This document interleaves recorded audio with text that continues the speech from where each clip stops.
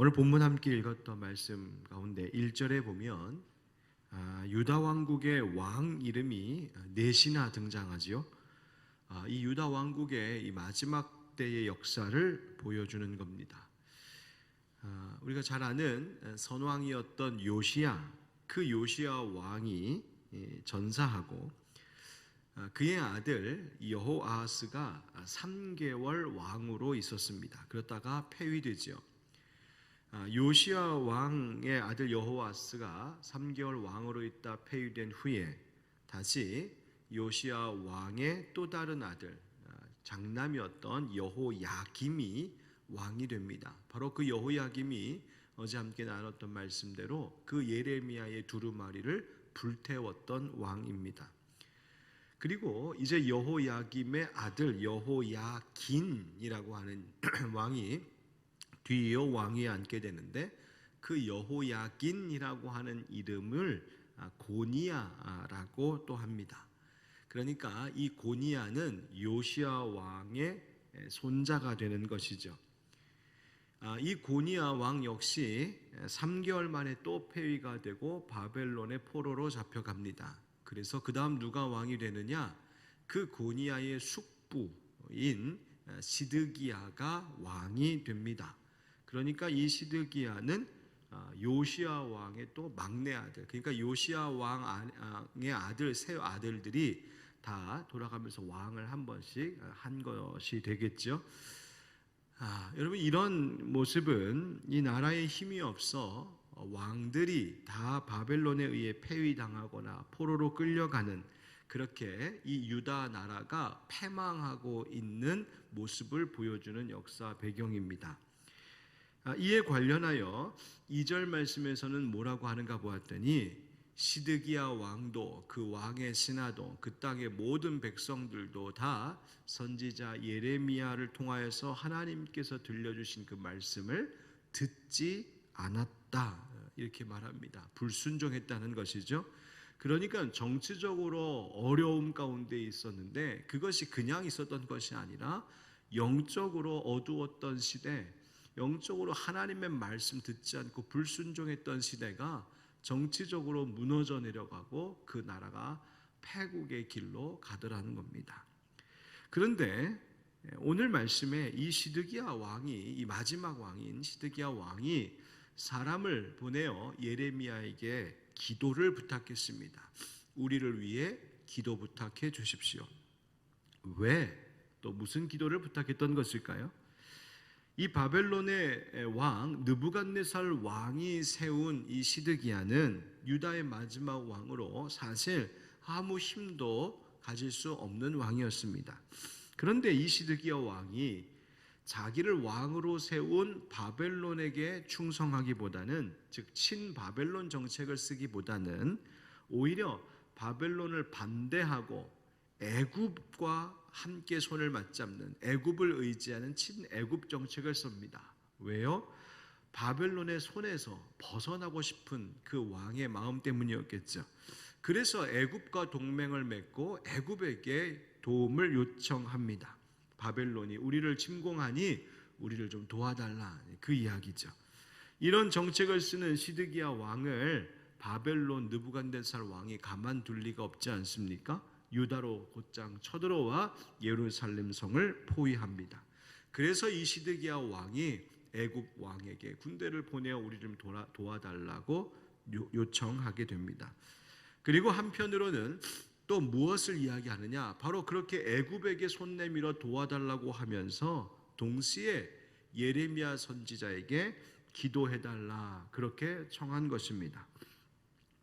마침 당시 애굽은 어떤 형편이었냐면, 새로운 바로, 새로운 왕이 서서 왕권을 강화해야 했던 때였기 때문에 이 애굽에 새롭게 되는 왕이 군대를 모아서 그 도움을 요청하는 유다, 예루살렘을 돕기 위하여 출정하게 될 때입니다.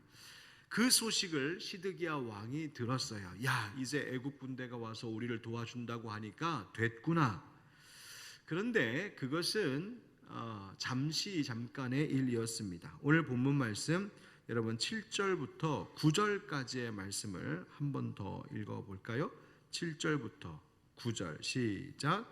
이스라엘의 하나님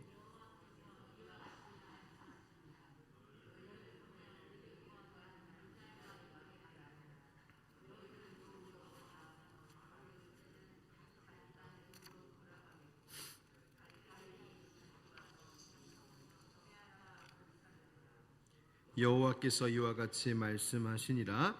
너희는 스스로 속여 말하기를 갈대아인이 반드시 우리를 떠나리라 하지 말라. 그들이 떠나지 아니하리라. 아멘. 여러분, 이 이야기가 들려주는 교훈이 무엇일까요? 여러분, 먼저 시드기야가 예레미야에게 기도 부탁한 것을 한번 생각해 보십시다. 기도를 부탁한다는 것, 어떤 일에 대하여 하나님 앞에 도움을 요청한다는 것, 그것은 좋은 일임에 틀림없습니다. 그런데 문제는 그 기도를 부탁하고 있던 시드기야 왕의 마음이 어떤가 하는 것입니다. 여호와 하나님께서 도와주시기를 구하면서도 또 다른 한편으로는 애굽 군대를 의지하려고 했던 마음이 동시에 있었다는 거예요. 그 마음, 시드기야의 중심이 둘로 갈라져 있었다는 것입니다.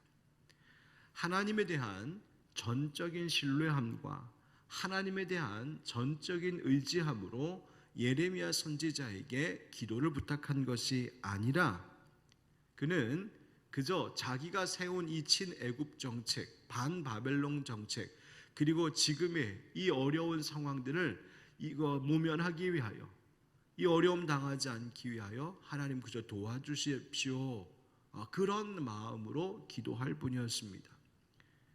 여러분, 하나님의 진짜 뜻은 예레미야 선지자를 통해서 이미 알려졌습니다. 그것은 바벨론의 포로로 끌려가 그곳에 있는 것, 그것이 하나님의 뜻이었습니다. 그런데 시드기야는 또 다른 인간적인 방법으로 살 길을 찾으려 했다는 것이죠. 그것 위하여, 자기 생각을 위하여, 자기 뜻을 위하여 하나님께 기도해달라고 부탁한 것입니다. 여러분, 우리가 기도할 때 우리 마음의 중심을 주의해야 합니다. 하나님 도와달라고 하면서도 여전히 인간의 방법을 생각하고 인간적인 힘을 의지하는 것 옳지 않는다. 오늘 성경이 우리에게 말해주는 겁니다. 하나님 도와주시기를 기도하면서 정작 하나님의 뜻대로는 하나 순종하며 살지 않는다면 시드기야 왕의 이 모습과 다를 바가 없는 것이죠. 하나님의 참 마음 알지 못하고 그저 내가 바라는 것만 인간적으로 내 생각이 앞설 때에 우리는 시드기야 왕과 같은 실수하게 됩니다. 갈대아인 바벨론 사람들이 잠시 떠난 것 보고 애굽이 무서워서 떠난 줄 아는 이 유다 사람들, 또 시드기야의 생각이 착각이라고 하십니다. 하나님께서 뭐라 하셨나요? 다시 돌아와서 예루살렘 성을 치고 불태울 것이라고. 여러분, 그냥 잠깐 일시적으로 일어나고 있는 상황과 형편을 보면서 그것을 모든 상황에 대하여서 그것으로 다 판단하고 그것으로 좋아하고 야 이제 다 되었다, 그렇게 하나님께서 주관하시는 역사를 섣불리 판단해서는 안 되는 것입니다. 여러분, 기도라고 하는 것은 내가 세운 계획과 내가 품은 뜻이 이루어지도록 하나님께 도움 요청하는 일이 아니기 때문입니다. 기도는 내 속에 하나님의 계획이 세워지는 것, 내 안에 하나님의 뜻이 이루어지는 것, 내가 바라고 내가 원하는 것 때문에 하나님의 도움을 청하는 것이 아니라 하나님께서 원하시는 대로 내가 살 수 있게 해달라고 구하는 것, 그것이 바로 참된 기도의 중심인 줄 믿습니다. 여기 오늘 새벽 기도에 함께 오신 우리 모든 기도의 동역자 여러분, 또 지금도 영상을 통하여서 함께 동참하며 기도하고 말씀 듣고 계신 우리 성도 여러분, 우리의 기도가 그저 나의 인간적인 생각에 조금 도움을 보태려고 하나님 앞에 도움 요청하는 그런 기도 아니라 전적으로 하나님을 의뢰하고 하나님 앞에 맡기고 하나님의 뜻에 순종하고자 하는 그 순전한 중심으로 올려드리는 참된 기도자들 되시기를 예수 그리스도의 이름으로 축원드립니다. 바벨론 군대가 잠시 떠나 있는 사이에 예레미야 선지자는 베냐민 땅을 향하고 있었습니다. 그런데 예레미야가 베냐민으로 가려고 하는 것을 보고 이 예레미야가 저 선지자가 그렇게 바벨론이 쳐들어오고 거기에 항복하고 포로로 끌려가야 된다고 말하더니 저가 먼저 바벨론에게 항복하려고 하는구나 라고 오해한 성문지기 중 우두머리가 바로 이 예레미야를 붙잡습니다. 그래서 너 어디 가냐? 너 지금 바벨론에 항복하러 가는 거냐? 그렇게 그 문지기가 그 예레미야를 붙잡아 두고는 예레미야를 폭행하고 요나단이라고 하는 서기관의 집을 감옥 삼아 그를 거기에 가둡니다. 그리고는 그 집의 웅덩이에 예레미야를 집어 던져놓고 뚜껑으로 덮어놓은 채 여러 날을 보내게 합니다. 그 소식이 시드기야 왕의 귀에 들어갔겠지요. 시드기야 왕이 이 어려운 시국에 아주 은밀하게 조용히 예레미야를 궁중으로 부릅니다. 그 궁에서 묻습니다. 예레미야 선지자, 하나님께서 당신에게 또 하신 말씀이 있느냐? 여러분, 이쯤 되면 예레미야도 지칠만 합니다. 마음도 상하고 몸도 지치고 정말 그저 왕이 듣고 싶은 말 하고 그 위험을 모면하고 싶은 인간적인 생각도 들만한데 이 예레미야는 변함없이 하나님의 말씀을 전합니다. 17절 때 보면 왕이 바벨론의 왕의 손에 넘겨지리이다. 왕이요, 내가 말했던 대로 당신은 바벨론 왕의 손에 넘겨질 것입니다. 그러면서도 자기를 요나단의 집으로 다시 돌려보내지 말라고 거기 다시 가면 죽을 것 같다고 그렇게 말하기도 합니다. 여러분, 그래서 왕이 예레미야를 감옥들에 두고 빵 굽는, 즉 떡 만드는 사람을 통하여 매일 한 덩어리씩의 떡을 던져줘. 그것을 먹으며 예레미야가 그 뜰에, 궁중뜰에 머물러 있게 된다. 그게 바로 이제 오늘 본문의 전체 이야기입니다. 여러분, 우리도 예레미야가 처한 상황처럼 요나단의 집에 옥살이 하는 것처럼 답답하고 힘든 현실에 갇혀 있을 때도 있고 세상 사람들에게 오해를 받아서 마음이 괴로움을 당하고 현실적으로 손해보는 일들도 있을 수 있습니다. 때로는 예레미야가 시드기야에게 호소한 것처럼 죽을 것처럼 인생의 문제가 두렵고 어려운 시련의 때를 보내게 될 때가 있을 겁니다. 그러나 오늘 예레미야 하나님의 사람은 그가 받은 하나님의 말씀을 가감 없이 전함으로 그의 사명을 진실되게 끝까지 충성했던 모습을 보여주고 있습니다.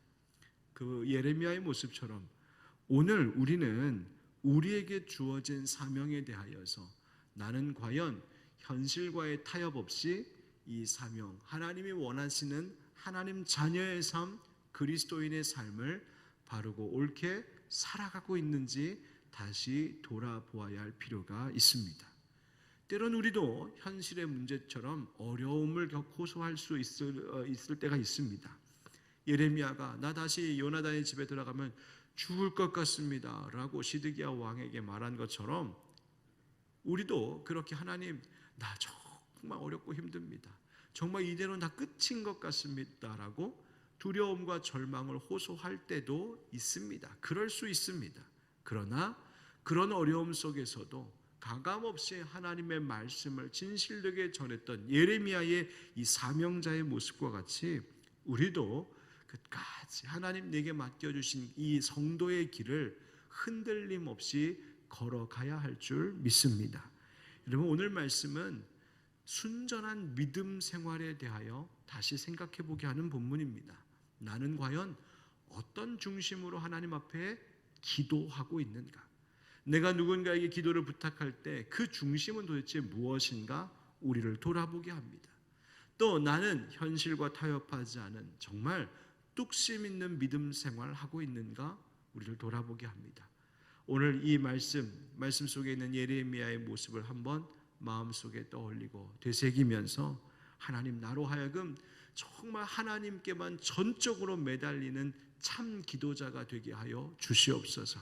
그리고 세상과 타협하지 않고 사명 감당하는 믿음의 백성 되게 하여 주옵소서.